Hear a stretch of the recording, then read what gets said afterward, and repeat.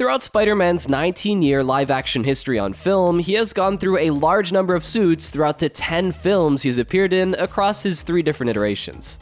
And with the confirmation of at least 2 new Spider-Man suits in Spider-Man No Way Home, we've decided to compare all the previous live-action Spider-Man suits and see how they all stack up against one another. We'll go through all of the wonderful suits Tobey Maguire wore in Sam Raimi's Spider-Man series, and then move on to the darker tones displayed on Andrew Garfield's Spider-Man. And stick with us to the end as we highlight the suits of everyone's favorite Spider-Man, Tom Holland, including 2 brand new suits from No Way Home. Let's get started. It all began in 2002, when the original Spider-Man film came out starring Tobey Maguire. His first Spider-Man suit was not actually a super suit, but instead a reference to the comics in the form of a wrestling suit. The changes that Sam Raimi made to the costume were meant to evoke the classic Spider-Man, with the webbing pattern and a large spider on the chest. Raimi intended for the outfit to look like something Peter Parker would have lying around, which is why the outfit has a ski mask, a long-sleeve shirt, and sweatpants. This would serve as Peter's design inspiration for his actual spider suit. Tobey Maguire's actual Spider-Man suit is a fan favorite. The red and blue color scheme was extremely vibrant and burst off the screen. It was the first Spider-Man suit to introduce raised webbing. It also had a rather compact spider on both the front and the back. And while this suit was exceptional in Sam Raimi's first Spider-Man film, he found a way to top it 2 years later in Spider-Man 2. The new outfit was almost exactly the same, but has 2 small modifications. The spiders on the front and the back of the suit are larger. This outfit became Peter Parker's main costume for both Spider-Man 2 and Spider-Man 3 due to its exceptional design. But there was one more suit in Sam Raimi's Spider-Man trilogy, and that is the symbiote, aka the black suit. The black suit retains the same base design, but it switches its colors around. Instead of red and blue, the suit is all black and it has silver webbing and silver spiders on it. The spider on the front of the outfit went through a small design change, with the front legs now curling in instead of pushing out. While the final version of the suit was good, its original design may have been even better than what we got. Sam Raimi was originally considering a comic-accurate black suit. A suit with a massive white spider across the chest and a lack of any sort of webbing design. If you're enjoying this video so far, please help us out tremendously by just hitting that subscribe button. Thanks! Now, let's fast forward a few years in our journey to when Sony brought in Mark Webb to direct a Spider-Man reboot. His first movie was heavily inspired by what Christopher Nolan did with The Dark Knight, and it aimed for a more dark and realistic tone. The costumes in this film are meant to reflect this tone, as both Andrew Garfield's original homemade suit and his main Spider-Man suit are much less vibrant than what we saw in Sam Raimi's trilogy, and they also have a more realistic feel to them. Mark Webb liked the idea that Andrew Garfield's outfits looked like something a teenager would be able to create.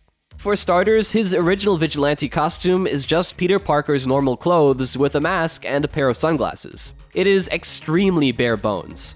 Andrew Garfield's Spider-Man costume is full of materials Peter Parker has around his house. The eyepieces are just sunglass lenses, which is why he has dark lenses instead of the iconic white lenses. The shoes are modified sneakers, and the main costume is a piece of spandex that Peter modified.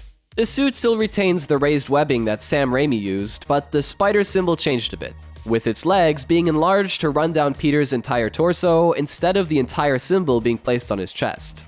Garfield was also the first Spider-Man on film to have web shooters, as Sam Raimi chose not to use them in his trilogy. The web shooters also look homemade and thrown together by Peter. As a little touch, they shoot out little puffs of smoke when activated.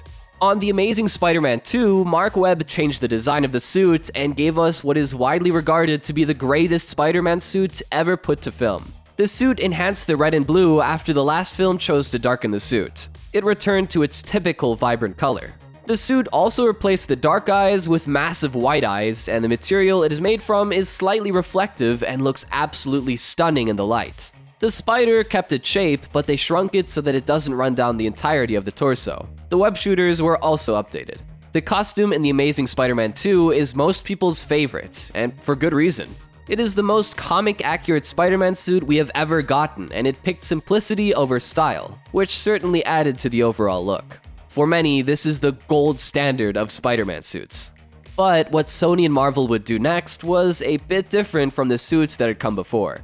After The Amazing Spider-Man 2 released and left both critics and audiences disappointed, Sony came to a deal with Disney that would allow Spider-Man to join the MCU. They canceled their upcoming film slates, and Tom Holland was cast as the MCU's webhead, and he made his debut in Captain America: Civil War. Tom Holland's first suit follows the tradition of the homemade outfits being cheap and believably made. But this outfit makes one exception: the goggles. It is made with a hoodie, sweatpants, fingerless gloves, and a ski mask. Not to mention the web shooters that were clearly handmade. The goggles on the suit can change how much light filters through them, just like a camera lens. They actually gave this feature a purpose by explaining that Peter's spider senses take in so much information all at once that his eyepieces being able to change shape helps him focus. But that is the only non-realistic aspect of this outfit. That seems like a piece of tech that would both be too difficult to acquire and too difficult to create. But Peter Parker is a genius, so he must have figured it out somehow. Captain America: Civil War was the film that introduced Tom Holland's Peter Parker to the world. The Russo brothers made some changes to the iconic costume so that it would stand out among Spider-Man's ever-growing wardrobe. The suit channels some of the Silver Age style with a black webbing pattern. However, they decided to not raise it, and it is instead a pattern sewn into the material. The eyes also have a thick black border around them, just like the original drawings of the character. But beyond just appearance, the suit had a lot of hidden technology. The suit has a built-in AI, recording and storage software to document everything, and it also has a heads-up display built in. The ending of Spider-Man: Homecoming teased a suit that Peter would not wear until the next movie, when he went off with Tony Stark and Doctor Strange to fight Thanos in space. And that is the MCU's version of the Iron Spider.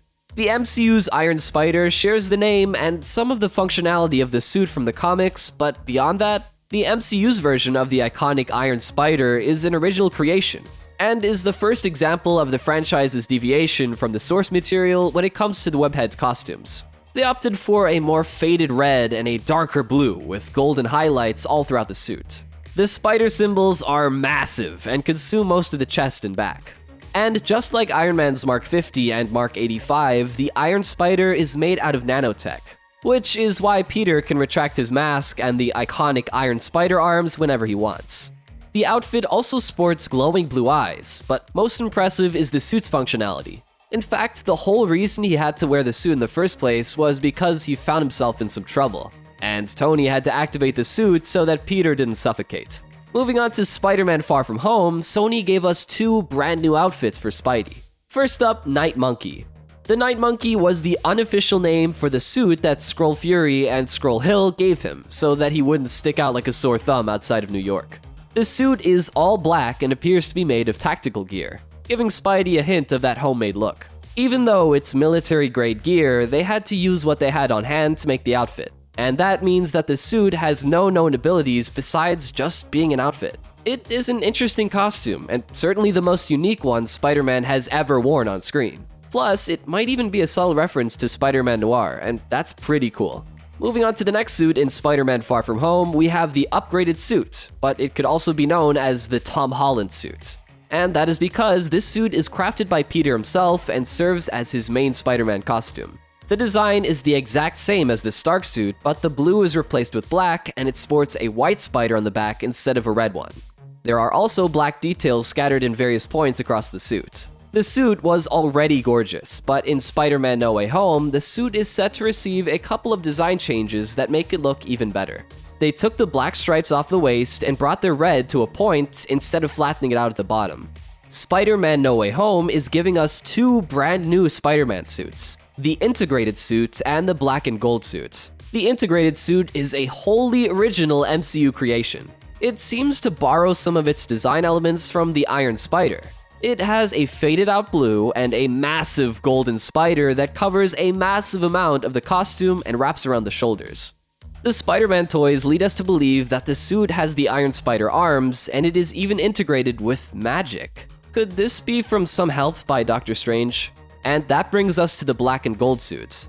The suit replaces the iconic red and blue color scheme with black, and the suit has golden webbing.